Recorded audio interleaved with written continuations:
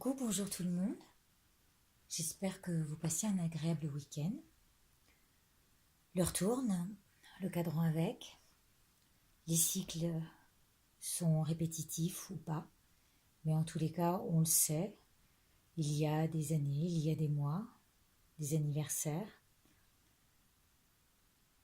Et cette roue me dit qu'elle a à voir avec tout ce que l'on a vu avant, tout ce que l'on a intégré depuis le bardo, qui est donc la lame zéro.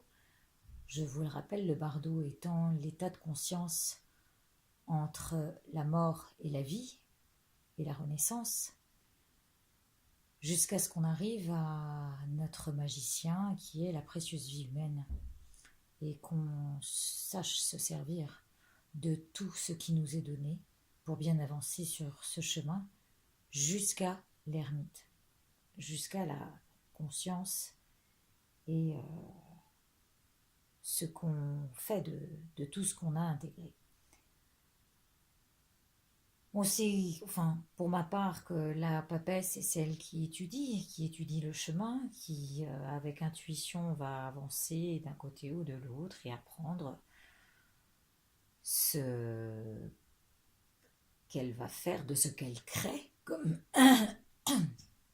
comme l'impératrice crée de sa propre personne, mais ce que nous amène aussi la Terre, en toute gratitude et reconnaissance à tous les éléments qu'elle nous donne pour avancer dans un cadre bien spécifique que nous incarnons avec l'empereur. On doit se mettre des règles, et les premières règles, c'est de se référer aux enseignements. Les enseignements du Bouddha, par exemple, pour ma part, pour ceux qui y ont connaissance, mais aussi les enseignements de la vie. Ces enseignements, on les appelle le Dharma, les enseignements de la vie, ce par quoi on passe. Et puis, il y a le pape. Pour moi, le pape, c'était le Bouddha, mais aussi l'esprit lui-même. Quant au chariot, on avançait avec des roues là déjà, mais ce ne sont pas les mêmes.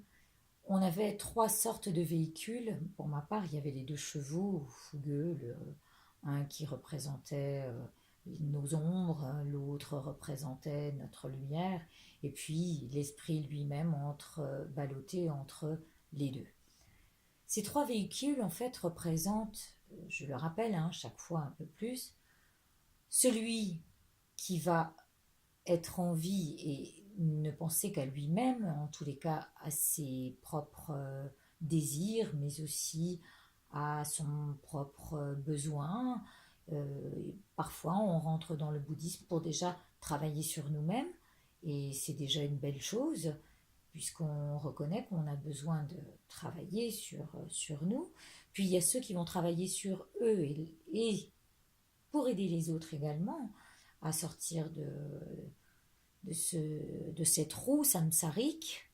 Pour moi, c'est la roue du samsara, cette roue. Mais je vous expliquerai ce que c'est plus tard. Donc, il y a ce deuxième véhicule, je disais, dans le chariot, qui est le Mahayana, de travailler pour lui-même, mais aussi pour les autres. Et puis, il y a le Vajrayana, les êtres éveillés, les êtres de sagesse, qui se réincarnent pour être pur esprit de sagesse et emmener les autres vers la libération de cette roue, de ses souffrances, parce que cette roue représente peut-être une fortune, puisque renaître est précieux, mais précieux dans le sens où qu'est-ce qu'on va en faire? Arrive ensuite nos amoureux, cet amoureux de la vie qui a la chance de pouvoir utiliser tous ses sens, les 5 sens dont il bénéficie à la naissance. On les connaît, je ne vais pas vous les répéter. En revanche, le 6 étant l'amoureux, qu'est-ce qu'on fait de notre 6e sens? Je vous le demande, à vous de voir. Vous en faites votre propre loi, votre propre justice. La justice arrivant derrière, c'est quoi? C'est le karma. Qu'est-ce qu'on s'attire? Qu'est-ce qu'on fait? D'après ce qu'on fait, est-ce que c'est bien? Est-ce que c'est mal? On n'est pas là pour juger, mais en tous les cas, tôt ou tard, nous reviendra ce qu'on a fait, ou nous revient d'ores et déjà ce qu'on fait. On ne devrait pas trop se poser de questions. En général, si on a mal quelque part ou si y a quelque chose dans notre corps qui dérange, peut-être que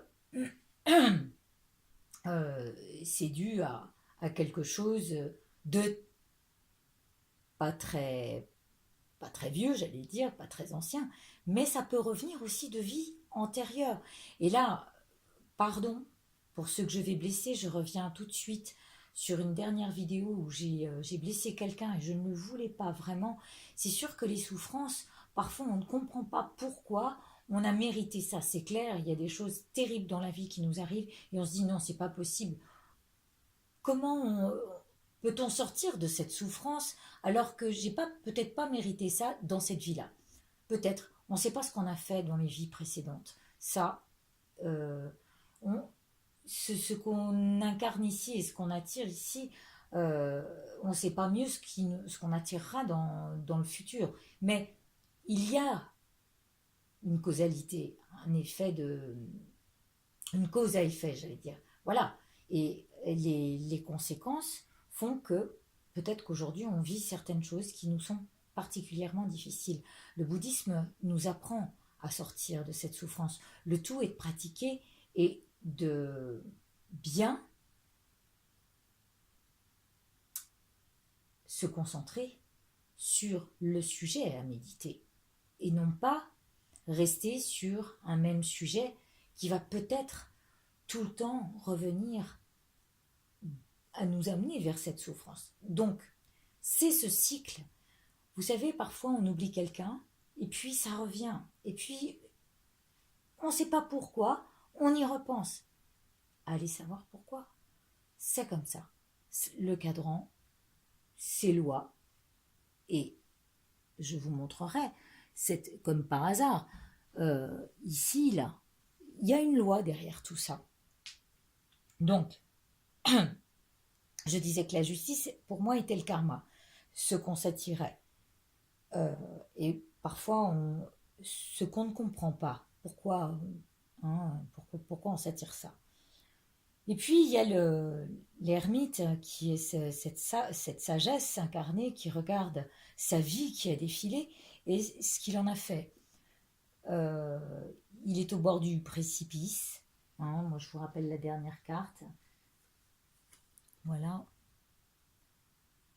Il est au bord du précipice et il regarde cette vie avec cette poudre magique qu'il a dans la main et il se dit, bah, voilà ce que j'en ai fait de ma bonne étoile. Alors, qu'est-ce que cette roue? C'est le 10, le 1 et le 0. Le 1, incarné dans la précieuse vie humaine, et qui va commencer ses cycles. 1 an, 2 ans, 3 ans, une étape, 2 étapes, 3 étapes. Quoi d'autre encore? Les cycles. Il existe des cycles. Il y a les cycles de 7 ans, ou les cycles de 7, les cycles de 9. Rappelez-moi ce que c'est que le 7. Le 7, c'est... Non, moi je les perds. Oui, c'est le chariot, donc c'est ce pourquoi. Qu'est-ce qu'on choisit? Pour nous, pour les autres, pour le bien de tous les êtres. Simplement être sage, pure sagesse. Et puis le 9, l'ermite, celui qui a choisi justement de se réincarner en pleine sagesse. On a du boulot, hein. Je dis pas que c'est pas simple. Donc là, on a passé un cycle, et donc ce 10, c'est ce magicien. Hein, il pourrait nous faire penser à Merlin. Hein, ce magicien que je vais vous montrer sur le même jeu, parce que j'adore ce jeu, qui est le tarot du sentier ancestral. Voilà. Il a tous les éléments. Il se croit roi du monde. Et il avance dans la vie tout en ayant ce cycle, ce zéro, cette roue qui est devant lui et dont il doit passer les étapes. Alors, moi je vais vous dire franchement, cette carte m'a fait penser à quelque chose de la roue du samsara. Qu'est-ce que le samsara? On dit que c'est aussi la roue du dharma. La roue du dharma, c'est la roue des enseignements bouddhistes, la roue des enseignements de la vie. On dit que c'est la roue de la vie aussi.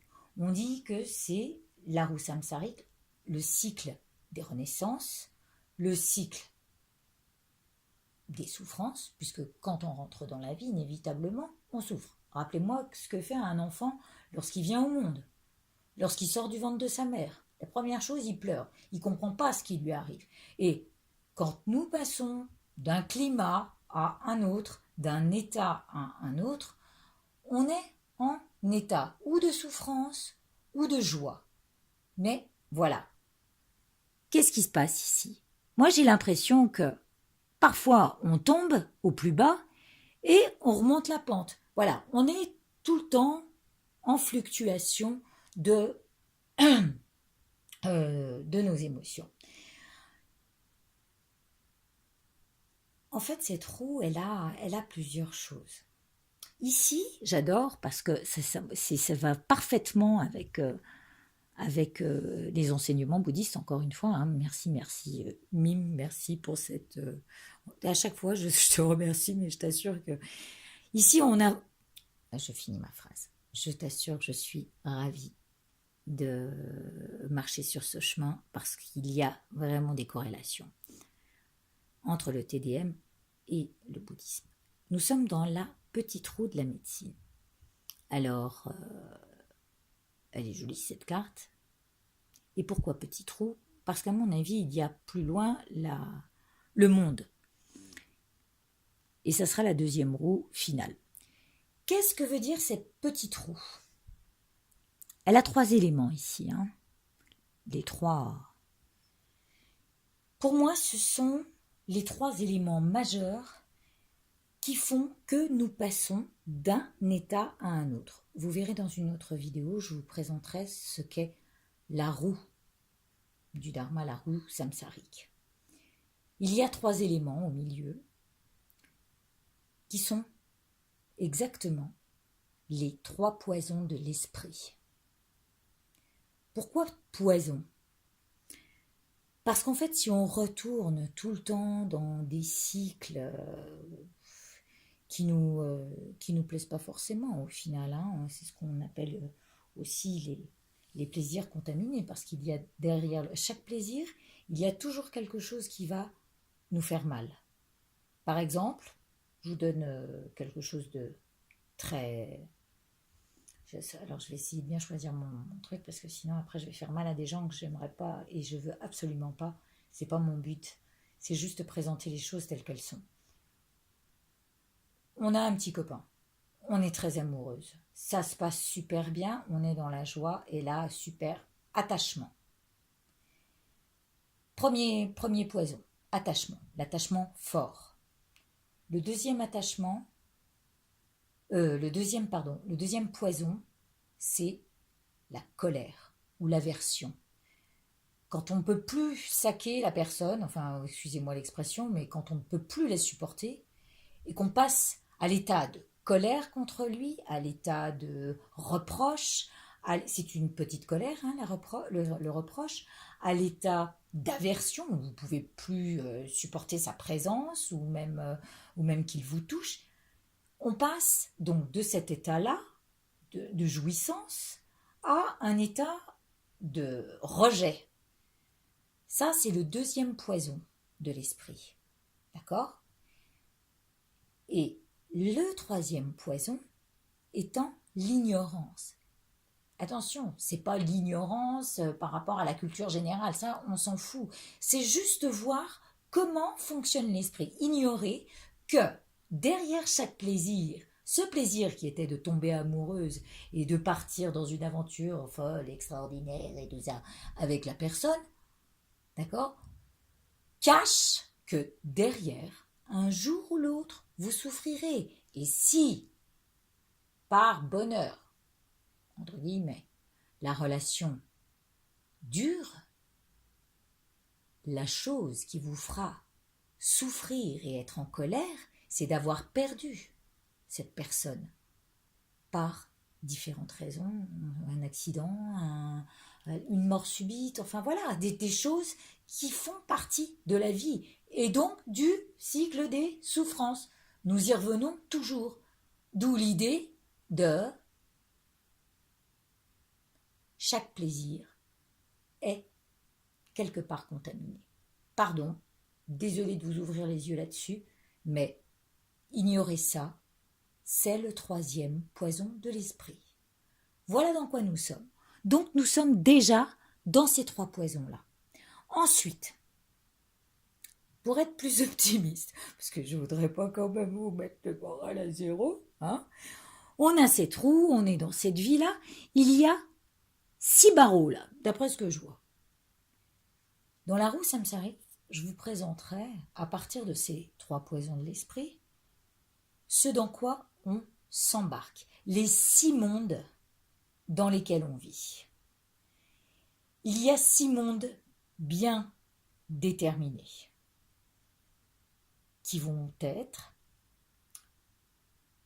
le monde des enfers. Je vous dirai ce que c'est plus tard. L'enfer, c'est quand on fait mal, quand on se trouve au milieu du pire. Au milieu du pire du pire. Voilà.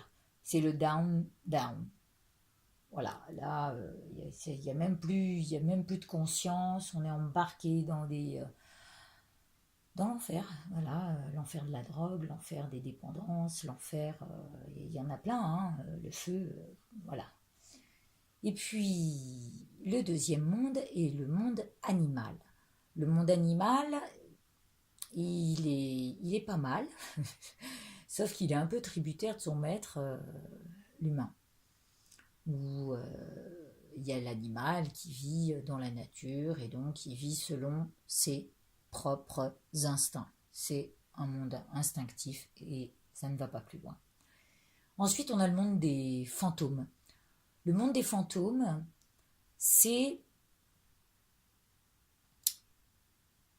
celui qui est dépendant, mais qui ne voit pas au-delà de ses dépendances, c'est-à-dire qu'il a des besoins perpétuels.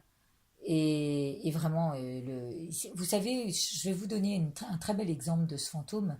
Si vous avez vu ce film Ghost, à un moment, vous voyez un être entre deux mondes qui est donc attaché au bas astral par ses propres dépendances. Il cherche des cigarettes partout et il traverse les wagons du métro euh, avec une colère incroyable. Bah voilà, c'est ça le monde des fantômes.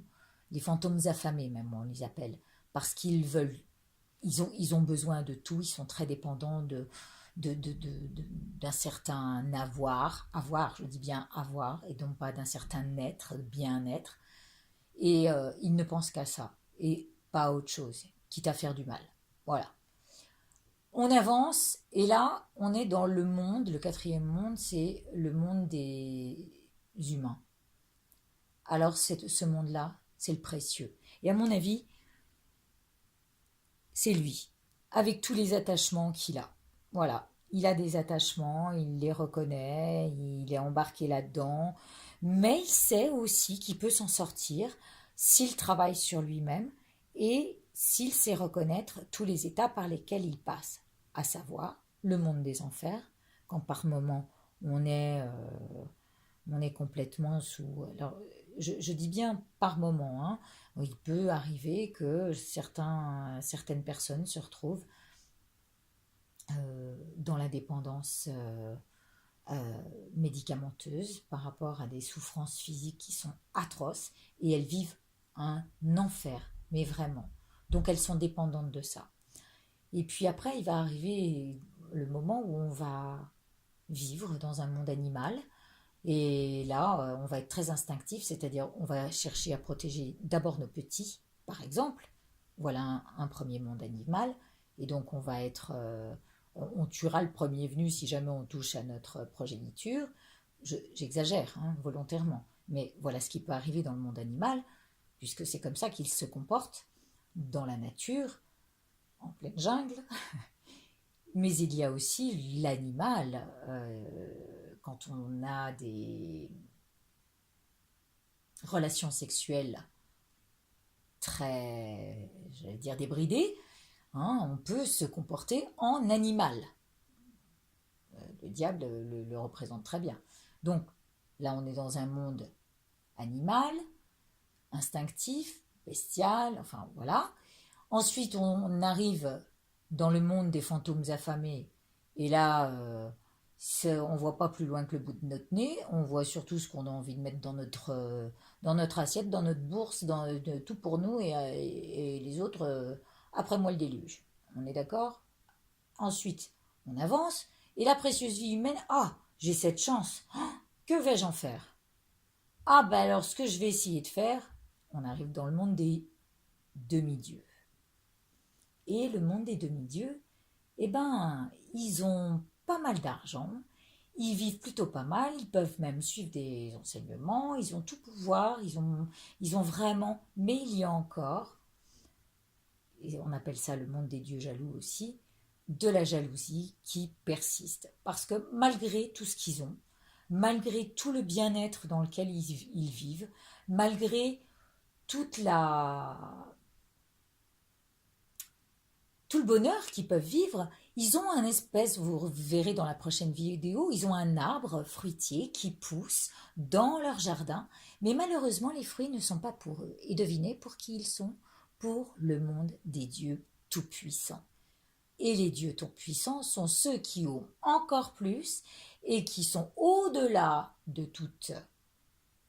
euh, de toute comment dire, de tout pouvoir social. Hein. C'est vraiment le haut statut, le plus haut statut qui existe. Les rois, les reines, les politiciens, et notre président, les députés, par exemple. Je dis ça, mais voilà, c'est ceux qui vont prendre les fruits de tout ce que les dieux, entre guillemets jaloux, ou les demi-dieux vont avoir en bénéfice et faire vivre non seulement ceux du pouvoir, mais en plus ceux qui traînent derrière et qui ont un peu plus de mal et qui sont sous, qui vivent selon les aides de l'État. Donc, bien sûr, je comprends ce positionnement des dieux jaloux, qui en ont marre de se faire prendre tous leurs fruits, n'est-ce pas? C'est assez logique. Et voilà de quoi est fait notre monde et cette roue samsarique.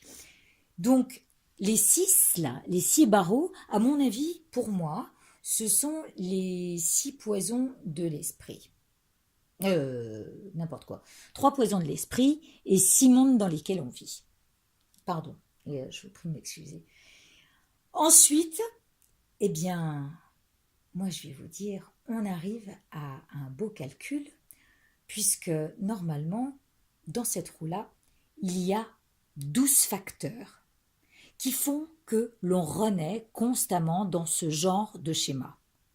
Ces 12 facteurs, ça a demandé une analyse, puisque je l'ai faite en découvrant le tarot, vont être ce qui va suivre. À mon avis, je ne sais pas, je me lance un peu dans l'aventure comme je l'ai fait depuis le début, par pure intuition. Et les 12 facteurs qui vont venir derrière, avec la lame 0, hein, d'accord, qui, elle, amène à l'état de bardeau en en renaissance, dans le vide, quoi. Euh, il y a aussi, ça marque aussi les 12, un cycle de 12 là. Les 12 signes, les 12 mois. Encore le cadran qui est marqué. Ça parle de temps. Voilà. Pour moi, cette carte parle à la fois de temps d'assimilation, de temps d'intégration, de temps de remettre les choses en place. Est-ce que ça vous parle, ce que je vous dis? Est-ce que, à mon avis, c'est quand même la loi qui est ici, c'est dans l'ordre des choses. C'est dans l'ordre de toute vie. Voilà. On est attaché, hop, à quoi? À ce à quoi euh, on a envie de revenir. On a envie de revenir sur quoi? Ah oui, qu'est-ce qu'on vise au fait? La fortune. Ah, le monde des dieux ou des demi-dieux, jaloux de. Voilà dans quoi on est. Et ce sont nos attachements, nos aversions et notre ignorance qui sont à la base de ce cycle, de ce retour infini vers ce qu'on quoi on tend. Ici, j'aime bien cette carte. Elle me fait un peu penser à la roue, à la fleur de vie. Et tout autour, on voit les signes. Alors là, on parle des 12 signes. Moi, je pense qu'on va découvrir les 12 facteurs. Et dans la prochaine vidéo, donc, je vous parlerai de la roue du samsara, la roue du dharma et de tous ces enseignements qui sont riches d'essence, vraiment. Voilà, j'espère que ça vous aura parlé. En tout cas, moi, ça me parle. Si d'autres connaissent un petit peu le pouvoir de l'attachement et vers quoi ça nous emmène, ce pourquoi on souffre, c'est tout en rapport avec ce sur quoi on focalise. Donc il y en a qui vont focaliser sur je veux gagner plus, je veux une maison, je veux. Voilà, on est dans le monde des dieux, hein, des demi-dieux du moins. Mais on veut toujours plus. Et voilà dans quoi on est embarqué. Et puis quand on n'a plus, et ben là on est dans la colère. On est dans la tristesse, dans la colère, dans l'aversion, et on en veut presque aux autres. Donc il faut vraiment regarder comment on fonctionne. Voilà, merci à vous et passez une excellente semaine en attendant la prochaine lame qui arrive en force. Allez, je vous embrasse. Au revoir.